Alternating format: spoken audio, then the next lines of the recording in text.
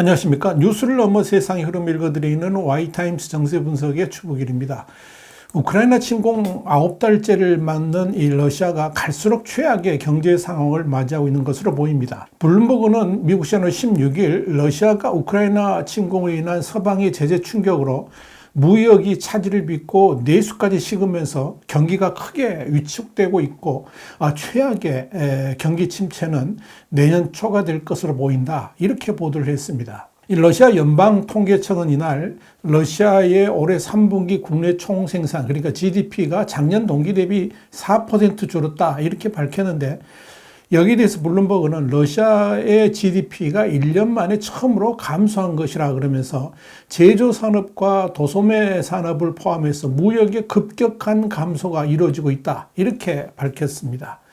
실제로 도매업과 소매업이 각각 22.6%, 9.1% 수축해서 GDP 감소에 가장 큰 영향을 미친 것으로 나타났습니다. 또한 미국과 유럽연합을 비롯한 서방의 대러시아 제재 때문에 이 핵심 부품과 기술 수입이 차단돼서 제조업이 차질을 빚고 있습니다. 여기다가 9월 시행된 이 예비군 30만 명 동원령으로 젊은 남성들을 대거 징집해가지고 이 우크라이나전에 병사로 보낸 까닭에 피해를 본 기업도 전체의 3분의 1에 달했고 전면적으로 산업 현장에서 이 노동력 부족까지 나타나고 있다는 겁니다. 서방 전문가들은 이 무역과 노동 여건이 악화되면서 러시아의 경제 체질이 서서히 저질화될 것으로 내다를 보고 있습니다. 일반적으로 전문가들은 GDP가 2회 분기 연속으로 줄어들면 해당국 경제가 침체기에 들어간 것으로 이렇게 판정을 합니다. 이 블룸버그는 경제에 대한 기대는 우크라이나 침공 이후에 사라졌고 앞으로 10년 이상 긴 침체기에 들어갈 가능성이 높다라고 진단을 했습니다. 러시아의 로코 인베스트 투자 책임자인 드미트리 폴레브이도 놀랄 일도 아니다 그러면서 사태는 계속해서 악화하고 있었다, 이렇게 말했습니다.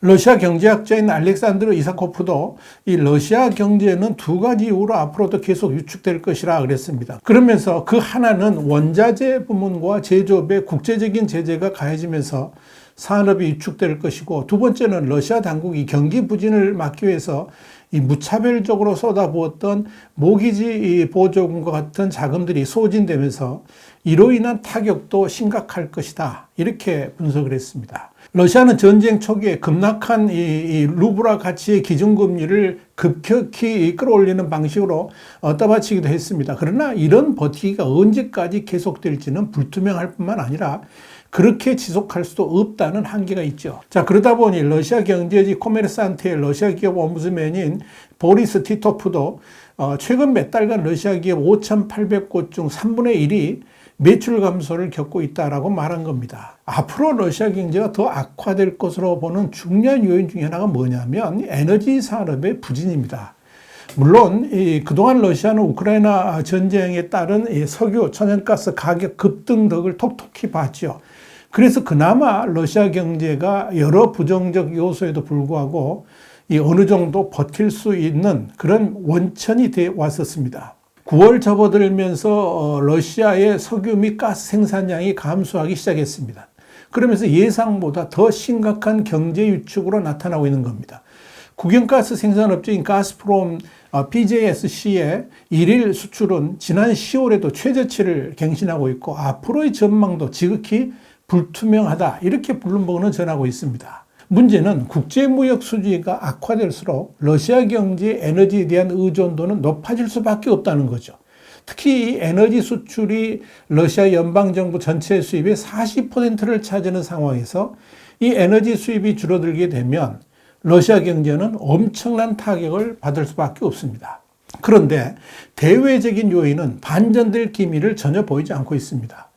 서방들은 러시아의 전쟁 자금을 차단한다는 목적으로 러시아 원유에 대한 가격 상한제를 다음 달인 12월부터 적용하기로 했습니다. 여기에 유럽에서의 에너지 비축량도 늘어나면서 이 천연가스 가격도 급락하고 있습니다. 이 천연가스 가격이 정점을 찍었던 지난 8월 26일과 비교하면 무려 71%나 하락한 메가와트 시당 99.794유로, 그러니까 한 14만 2천 원 수준에서 거래가 되고 있습니다.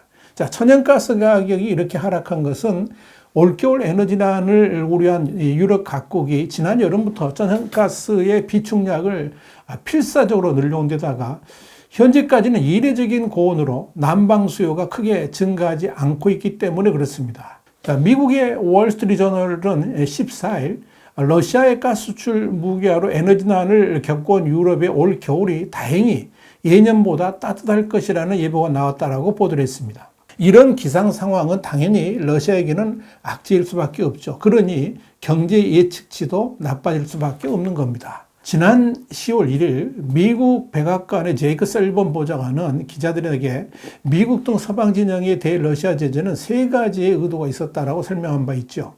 그 첫째는 전쟁을 일으킨 러시아가 더 이상 우크라이나를 위협하는 능력을 강화하지 못하게 제어하는 역할을 원했고, 둘째로 서방의 제재로 러시아의 기술과 산업은 물론이고 국방 분야의 주요 부문들에 대해서 타격을 주는 것이 목적이었다 그랬습니다. 그리고 마지막 세 번째로 앞으로도 러시아가 이웃 국가들을 위협하고 강압하면서 침략 전쟁을 시도할 능력 자체를 제거하는 데 목표를 뒀다라고 밝힌 바 있습니다. 그러면서 설반 보좌관은 러시아는 우크라이나 전쟁이 끝난 후에도 지속적인 제재를 받게 될 것이다, 이렇게 분명히 확인했습니다. 제니 옐런 미국 재무부 장관도 미국 시간 13일 우크라이나 전쟁이 끝난 이후에도 러시아에 대한 국제사회의 제재 일부가 지속될 수 있다고 밝혔습니다. 옐런 장관은 러시아와 우크라이나가 평화협정을 맺을 경우에 미국 등 국제사회가 러시아를 상대로 내린 제재에 대한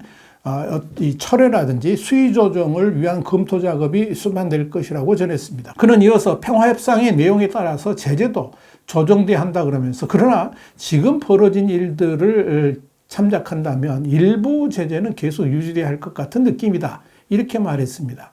라이언 넬슨 미 재무부 테러 및 금융정보 담당 차관도 러시아에 대한 제재가 군수품 생산과 러시아의 경제에 타격을 가했다라고 말했다, 이렇게 월스트리트저널이 16일 보도를 했습니다. 미국과 동맹국들이 부과한 제재로 볼 베어링 같은 핵심 부품을 구하지 못해가지고 러시아의 탱크 생산이 한동안 중단됐다 그랬습니다. 그러면서 코로나 팬데믹 동안 경험했듯이 취약한 공급망의 문제가 푸틴의 전쟁 뒷받침 노력에도 큰 타격을 줬다, 이렇게 밝혔습니다. 자, 분명한 것은 대러시아 제재 효과는 이제부터가 진짜 시작이라는 점입니다. 그동안 원유가 폭등 등으로 단지 경제 제재 효과가 지연되고 있었을 뿐이었습니다. 전문가들은 서방의 제재 효과가 본격적으로 나타난 시기는 아마도 내년 초부터라고 예상을 합니다. 발레리 모로노프 고등경제대학 발전연구소 부소장은 문제는 이미 분명히 존재하지만 2023년으로 그 여파가 밀리는 것뿐이다, 이렇게 말했습니다. 엘비라 나비울리나 러시아 중앙은행 총재는 지난주에 이런 말을 했습니다. 서방의 제재가 강력하다 그러면서 러시아와 세계 경제에 미치는 영향을 과소평가해서는 안 된다라고 경고를 했습니다. 자, 여러분, 월스트리트저널은 미국 시간으로 지난 11일 러시아의 우크라이나 침공으로 촉발된 서방의 제재는 모스크바의 금고를 고갈시키고 푸틴 대통령이 군사력 지원 능력을 현저하게 감소시키고 있다라고 보도를 했습니다. 이 러시아 재무부의 발표에 따르면 10월까지 정부 예산 흑자는 약 1,200억 루블, 그러니까 21억 달러 정도였는데, 이는 지난해 같은 기간인 2조 3천억 루블에 비하면 약 20분의 1로 줄어든 것이다, 이렇게 전했습니다. 20분의 1입니다. 자, 그런데 이런 재정 악화의 가장 큰 요인은 에너지 무기화를 시도했던 푸틴의 자업자득이라 할 수 있는 겁니다. 러시아 국가 수입의 상당 부분을 차지하는 석유와 가스에 대한 이 대유럽 수출을 스스로 제한했기 때문에 그런 거죠. 여기에 지난 9월에 30만 명의 예비군 동원도 재정 악화에 한몫했다, 이렇게 월스트리트저널은 밝혔습니다. 여기에 대해서 독일 국제안보문제연구소의 러시아 경제 전문가인 야니스 클루게는 러시아 경제는 동시에 여러 전선에서 압박을 받고 있다 그랬습니다. 그러면서 경제 위기와 석유 및 가스 수출 감소는 러시아가 내년에 경제를 유지하는데 어려움을 겪을 것임을 의미한다, 이렇게 밝혔습니다. 엘비라 나비울리나 러시아 중앙은행 총재도 현지 시간으로 15일 지금 러시아가 처한 상황을 냉정하게 그리고 눈을 크게 뜨고 바라봐야 된다. 그러면서 경제 상황이 더 나빠질 수 있다. 이렇게 경고를 했습니다. 자, 이렇게 우크라이나를 침공한 러시아는 그 대가를 톡톡히 치르고 있습니다. 전쟁에서도 패하고 또 국가 경제 또한 위기로 몰리고 있는 현실. 결국 이 광기 어린 지도자 푸틴이 자초한 결과다. 이렇게 정리할 수가 있겠습니다. 와이타임 정세 분석이었습니다. 감사합니다.